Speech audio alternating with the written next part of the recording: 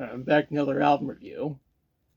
Today's review is on Undercover by Ministry and Co-Conspirators.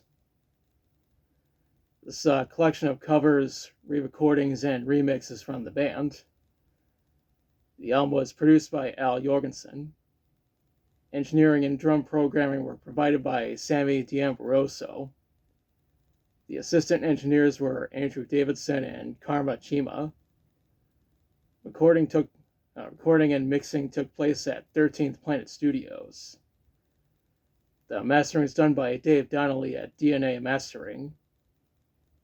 The album was released on December 6, 2010 on 13th Planet Records and Cleopatra Records. There's another compilation album that Ministry released a few months before this called Every Day is Halloween, the anthology. But I got this instead because this has all the songs around that album plus a few more. Now let's talk about the songs. The album starts with Iron Man, which is a cover of the song by Black Sabbath.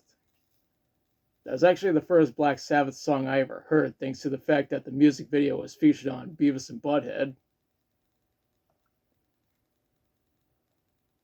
The next track is Stranglehold.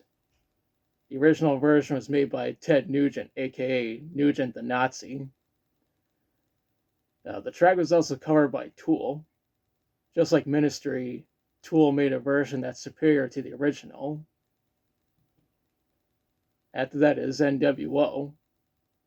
I said in previous reviews that this was the very first Ministry song I ever heard. That's followed by Stigmata.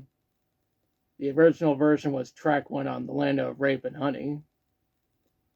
I still think that the original version should have been featured in Atomic Blonde, instead of that cover by the serial abuser that is Marilyn Manson. He followed up with Purple Haze, which is a cover of the song by the Jimi Hendrix Experience. Just about every boomer I've met has heard the original version. Next up is Paranoid, which is another Black Sabbath cover. The song was also covered by Weezer, but I think Ministry did it better. Up next is Thunderstruck. The original version was made by AC/DC, and it comes as no surprise I discovered them from Beavis and Butthead. Right after that is Sharp Dressed Man. The original version was made by ZZ Top, and it's my favorite song of theirs. This cover has a higher BPM than the original. The following track is Jesus Built My Hot Rod remix. This remix is done by Eric Loke. The track after that is Rehab, which is a cover of the song by Amy Winehouse. It's quite appropriate that Ministry covered this song given the fact that Al Jorgensen has been to rehab, and he acknowledged Amy Winehouse in the song Ghoul Diggers.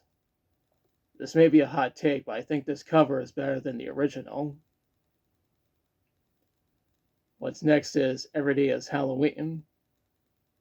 I mentioned before that this track has become a cult favorite among Ministry fans, despite not appearing on any of their studio albums. The second to last track is Painted Black, and this is a Rolling Stones cover. Out of all the covers on this album, this one is my favorite. Hell, I'd go as far as to say that it's better than the original, so there's another hot take for you. This is also the best cover I ever heard of this song. The album ends with Khyber Pass.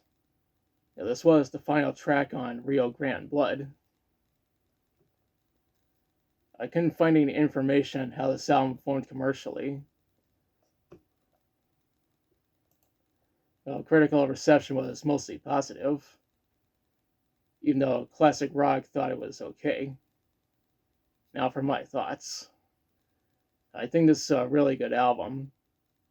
Even though Ministry officially went on hiatus in 2008, they didn't completely split up because this album and Cover Up were made by people who have been members of Ministry. Overall, I highly recommend this album. Now it's part of my question to you. Have you listened to Undercover? If so, what do you think about it? What's your favorite song from it? What other songs do you think the band should have covered?